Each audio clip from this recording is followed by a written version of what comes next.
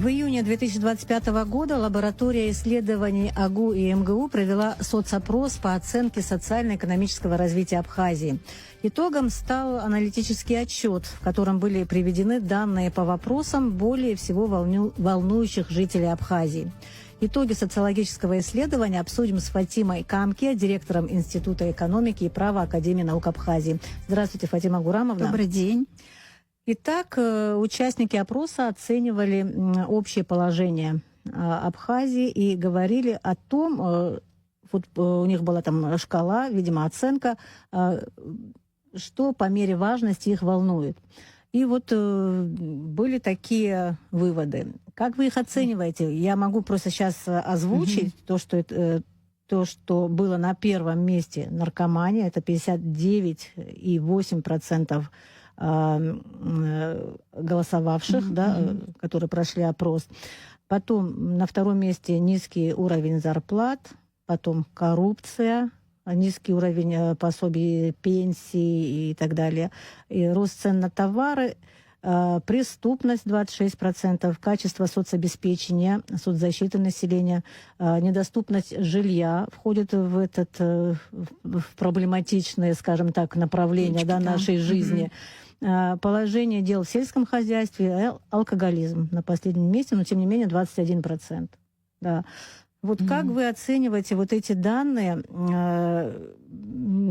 с точки зрения и экономики, с точки зрения права, социально-экономического развития нашей страны, вот эти явления, которые были, скажем, отмечены, респондентами?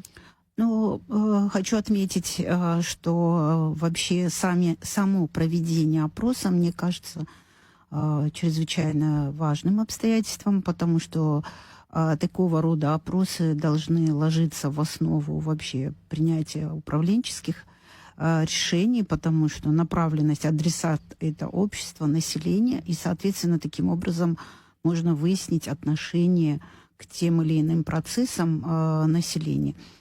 И более уже, скажем, ту часть респондентов, которые в большей степени, на которых были, адресованы, кому были адресованы те или иные управленческие решения. Я хочу сказать, что как бы там есть специфика, я думаю, есть такое понятие критерий валидности, то есть насколько там четкие были применены методики и так далее, но вообще-то по моему представлению, ощущению, как бы я проанализировала, допустим, расклад представлений в обществе о том, что беспокоит население, то оно, наверное, я думаю, примерно бы совпало. Погрешность всегда некая допускается.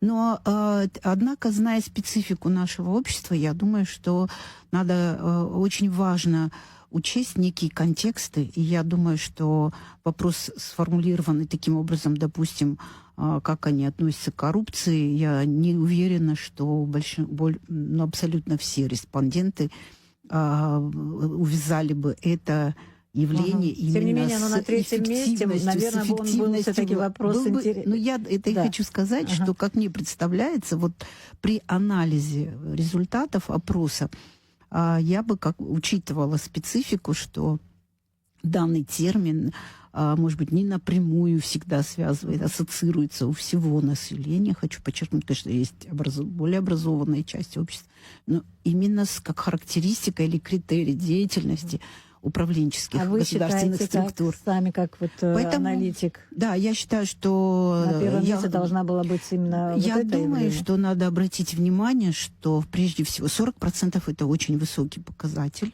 с точки зрения узости, какой-то одной стороны деятельности управленческих структур. Понятно, что людей очень беспокоит здоровье близких, и вопрос наркомании очень высокий уровень, как проблема социального характера занимает в обществе.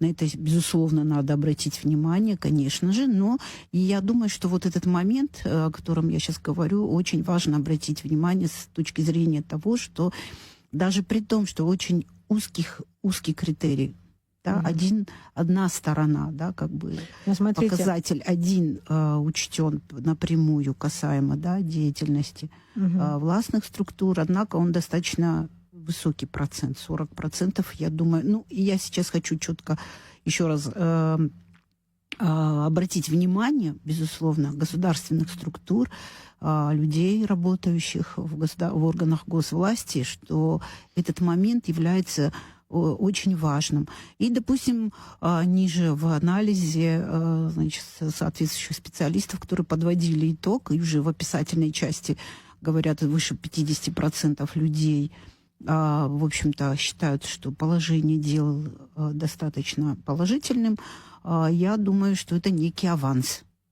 Тоже я с точки зрения, опять-таки, хочу сказать, учитывая нашу культуру, потому что с учетом предыдущих кризисных явлений в политосфере, в экономической составляющей, значит, я думаю, что обязательно надо учитывать как результат данного опроса и очень важные результаты, важные стороны состояния в отражении, общественном отражении, в сознании. Отражение в общественном сознании именно этих моментов. Да, мы говорили с авторами исследований, ранее, да, речь шла о том, что результаты социологических исследований в первую очередь это, скажем, механизм, да, и для размышления, скажем так, источник для размышления для органов власти. То есть, чтобы смотрели, да, где слабые стороны, где сильные стороны, на что обращать внимание. Здесь даже положение дел именно в сельском хозяйстве, не в медицину, да, вот именно сельское хозяйство. Вот насколько важная тема, казалось бы, почему подчеркнута именно вот эта отрасль, вот как вы думаете? Я хочу сказать, что очень интересно, конечно, всегда делать такие замеры, знаете, с точки зрения того, что мы говорим, что да, там в обществе есть люди, которые мало думают о публичных интересах, об общественных проблемах.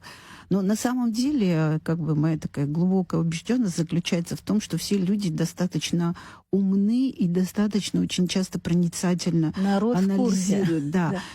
Общая тенденция вообще информационных потоков, с которыми сегодня сталкивается отдельно взятый человек, он связан с тем, что много предупреждений, очень много информации о том, что мир идет как бы дестабилизации. Я думаю, здесь элемент мудрости в том смысле, что люди думают о том, что первая потребность жизни человека, да, это продовольственная составляющая, чтобы ощущать себя уверенно в чрезмерно и достаточно с большой долей стремительности, я бы сказала, да, что мир идет к нестабильности.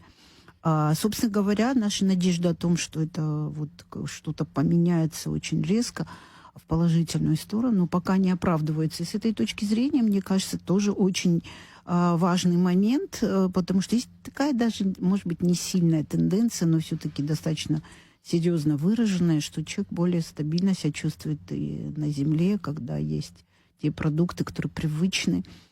Также я думаю, что сектор сельского хозяйства, это уже я бы от себя в качестве комментария на будущее сказала бы, что ведь когда мы говорим о сохранении культуры, языка, идентичности, он одновременно связан с традиционным укладом жизни людей. И, собственно говоря, только один элемент, как бы как кирпичик выдернутый из стены или из фундамента, скажем, да, он, собственно говоря, палитру всей культуры, его богатства не сохраняет. С этой точки зрения мне тоже кажется, что сельское хозяйство есть то, что подпитывает образ жизни, традиционный уклад и богатство, в общем-то, национальной культуры абхазской. Вот, поэтому, кстати, да, вот такая вот мудрость заложена. Тоже, да. Ведь там же не только сельское хозяйство, казалось бы, не только продовольственная безопасность в нашем изменчивом мире, когда все нестабильно, но и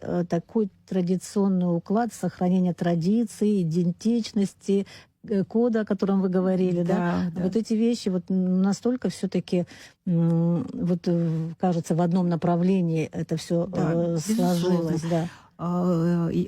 Я бы хотела, знаете, также подчеркнуть важность такого рода социальных опросов, социологических опросов возрастет по мере того, чтобы они были, в общем-то, регулярными. потому что очень важно еще в динамике, да, то есть мы сейчас высказанные мнения и суждения, они гипотетический характер могут носить, могут иметь степень разной обоснованности, но мне кажется, если мы посмотрим на очень важно придать им регулярный характер, чтобы отслеживать за общественным сознанием именно в плане динамики.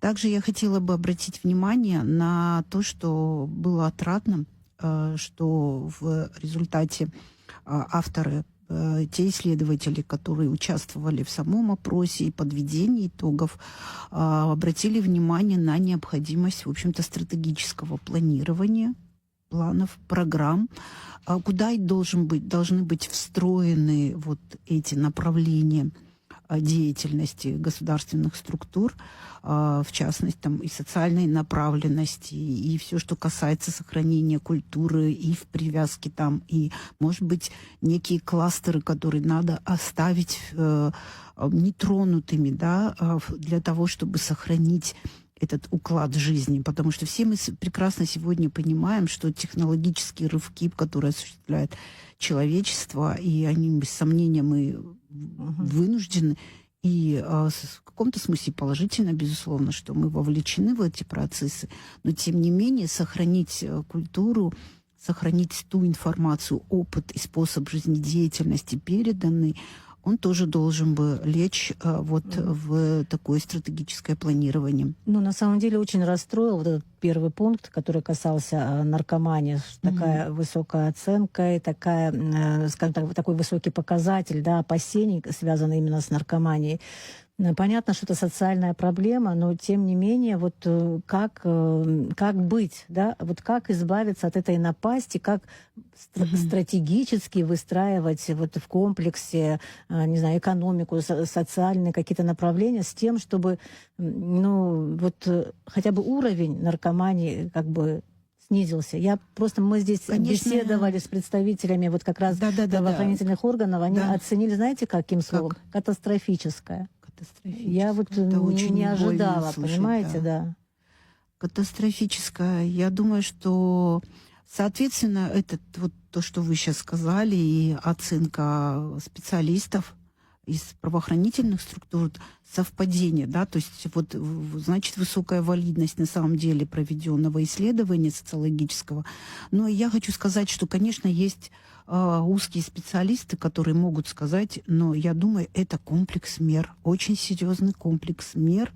И с точки зрения экономической составляющей, конечно, я бы сказала о занятости, о молодежных стартапах, чтобы они себя реализовывали. Потом это смыслы жизни и актуализация действительно культурных ценностей.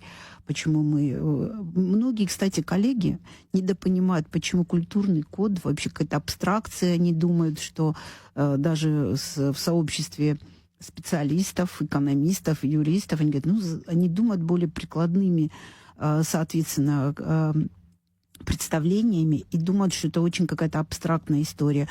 И я думаю, что это то, что придает смысл жизни. Мы ведь с этой точки зрения, если есть такие сильные смыслы жизни, передаваемые от старших младшим, транслируемые в обществе, соответственно, если есть такие твердые смыслы жизни, то человек более спокойно и увереннее воздержится от того, чтобы выбрать какую-то альтернативу, очень такую грустную, как наркомании. Что касается медицинских аспектов, я думаю, что они скажут больше специалисты, но я бы хотела обратить на это внимание. Конечно, с точки зрения экономики, я бы сказала, да, это возможность. Вот сейчас очень много выезжают по линии команды Абхазии, по другим возможностям создаются очень много возможностей для общения. Я думаю, что с точки зрения управления обществом, это такие пункты, как возможность самореализации. Допустим, тот же культурный код, о котором мы посредством герба расшифровали, он показывает самую высокую потребность самореализации представителей абхазской культуры. Это высокое потребность, это добывание славы, ценностей и так далее. И когда закрыты такие возможности, значит, соответственно, человек может выбирать это и влияние, и все остальное, конечно, но тем не менее Это очень важные вещи, конечно. Вот мы обязательно продолжим разговор, потому что вот экономика, понятно, но код, культурный код и смысл жизни – это вообще, наверное, самое главное. Итоги социологического исследования по вопросам социально-экономического развития Абхазии мы обсудили с Фатимой Камки, директором Института экономики и права Академии наук Абхазии.